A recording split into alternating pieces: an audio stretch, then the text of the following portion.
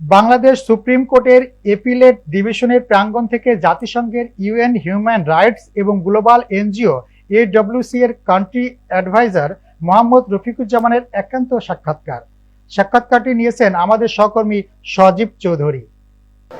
আমি মোহাম্মদ রফিকুজ্জামান বাংলাদেশ সুপ্রিম কোর্টের অ্যাপিলেট ডিভিশনের প্রাঙ্গণ থেকে আমি আমার পরিচয় দিচ্ছি। আমি হিউম্যান রাইটস এবং গ্লোবাল এনজিও এডব্লিউসির বাংলাদেশের অ্যাডভাইজার।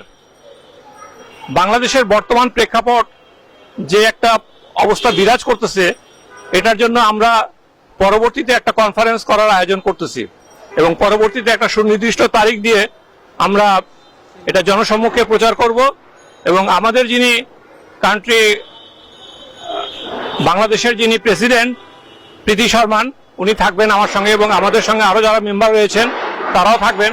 আমরা এটা একটা যে কোনো কনভিনিয়েন্ট প্লেসে এবং কনভিনিয়েন্ট টাইমে আমরা এটা প্রচার করব এবং আপনাদের সকলকে অবহিত করব। দেশের বর্তমান প্রেক্ষাপট নিয়ে আমরা সকলেই চিন্তিত।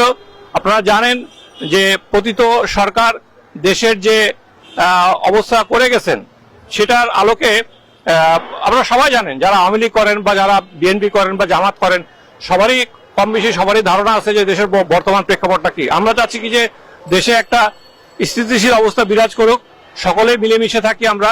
এখানে খুন, রাহাজানি, আয়না ঘরের মতো নৃশংস যেন কোনো রকম অযাচিত ঘটনার উদ্বেগ না হয়, আমরা সেই বিষয় নিয়ে কাজ করতেছি এবং দেশে একটা সামাজিক অবস্থান, সহনশীল অবস্থান যেন বিরাজ করে, সেটারই আমরা ন্যায়সঙ্গত দাবি এখানে উত্থাপন করতেছি আমি। এবং পরবর্তীতে আমরা এ বিষয়ে আরো বিস্তারিত আলাপ আলোচনা করব। ধন্যবাদ সকলকে।